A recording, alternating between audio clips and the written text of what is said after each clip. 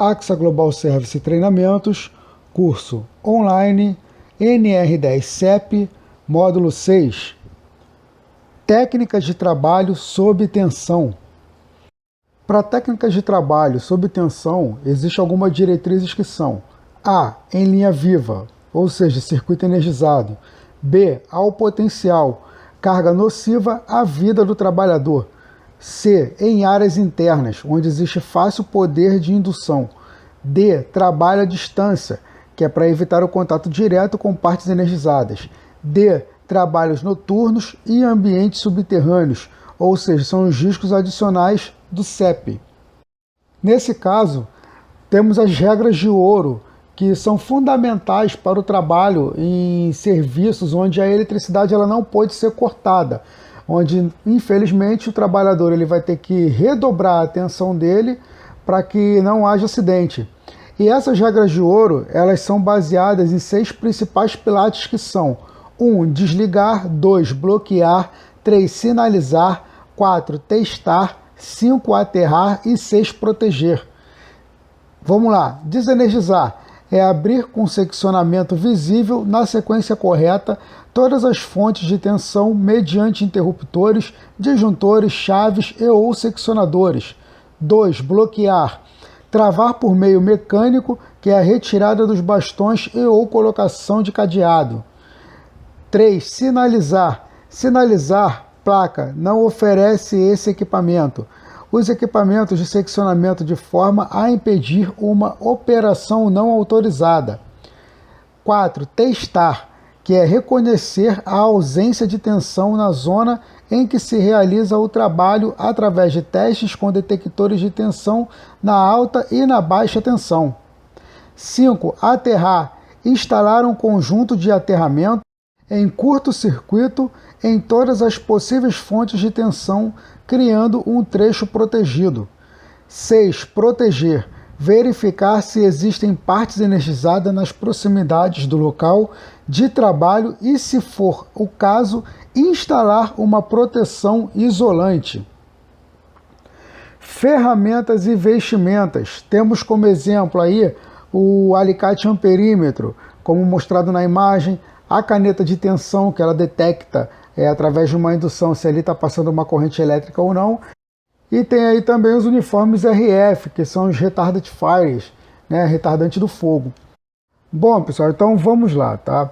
Eu peço que vocês prestem bastante atenção nessa parte, porque ela é muito importante, não que as outras não sejam. Mas esse módulo 6 da NR10 CEP, ele é um diferencial muito grande, onde as pessoas pecam principalmente pelo excesso de confiança. Vamos lá. Na regra de ouro, como a gente citou lá atrás, a gente falou de desligar.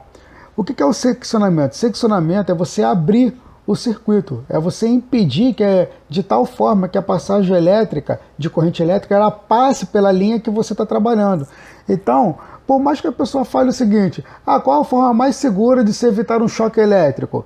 Colocar luva, ter o treinamento. A melhor forma de se evitar o choque elétrico é você nem chegar perto do ponto energizado. E se for ter que chegar em algum ponto onde na verdade ele seja condutor de energia elétrica, o ideal é que você desligue essa linha, tá? Sempre o procedimento mais seguro para se trabalhar mediante ao risco em eletricidade é cortar a alimentação.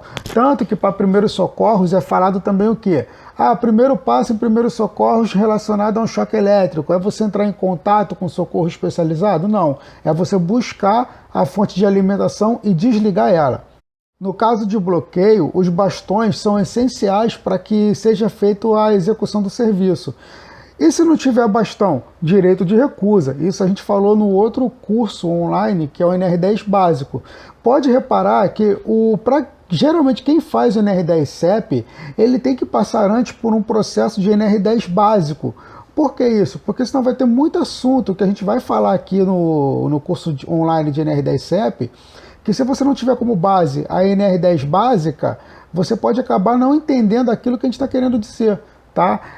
A NR10 ela não vai tratar somente de termos técnicos, não, muito pouco, ela vai tratar de segurança no ambiente de trabalho.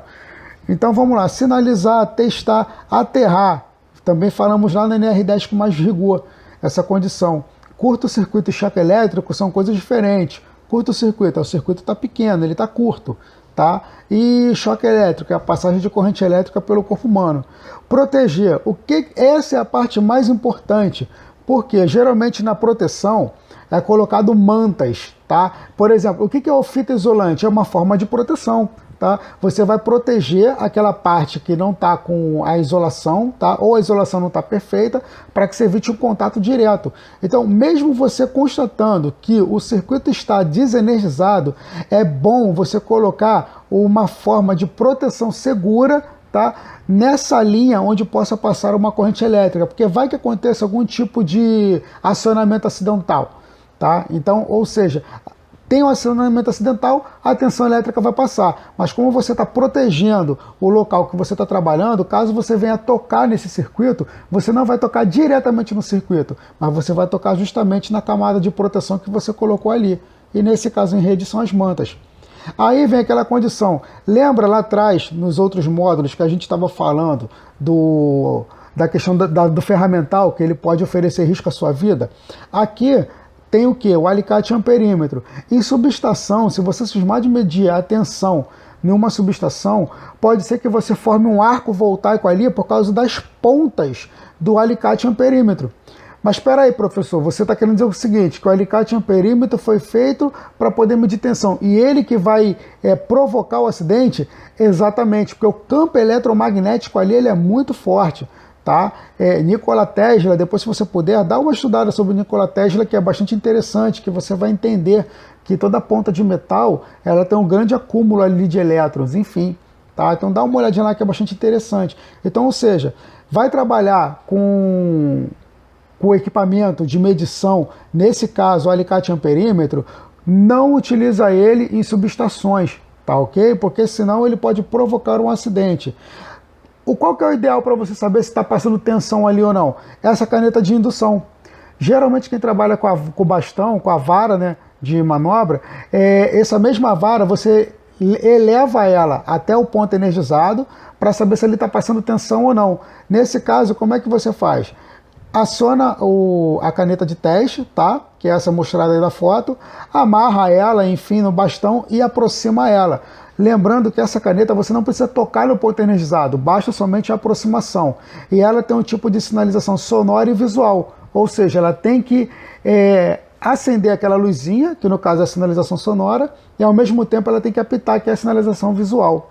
E o uniforme que muita gente costuma chamar aí de anti-chama, lembrando que esse é um nome popular, mas ele não é anti-chama, porque quando fala anti-chama, a impressão que dá é que você pode entrar até numa fornalha e sair, que você não vai sair queimado. Não, o uniforme anti-chama, ele retarda a propagação do fogo, ok? É isso que ele faz.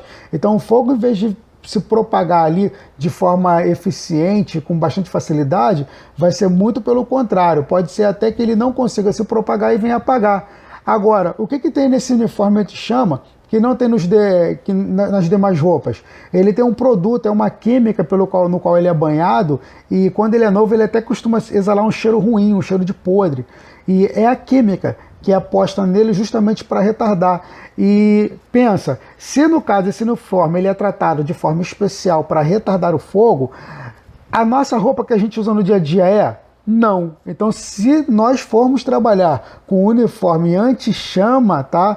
Ou melhor dizendo, retardante de fogo, não é permitido que se use roupa de baixo. Muita gente fala, mas é só camisa. Não, pode ser camisa, short, cueca, enfim. A ideia é estar usando o uniforme retardante de fogo, é somente ele, pronto e acabou, tá? E fim de papo. Então, pessoal, olha só, atenta muito para isso. Se você está aqui hoje com a AXA Treinamentos, tá, tendo esse treinamento de NR10 CEP, vale lembrar que você tem que se atentar, são para os pequenos detalhes, porque se você passar desapercebido por pequenos detalhes, infelizmente, você está colocando em risco a sua própria vida. Tá ok? Um forte abraço aí a todos e até a nossa próxima aula.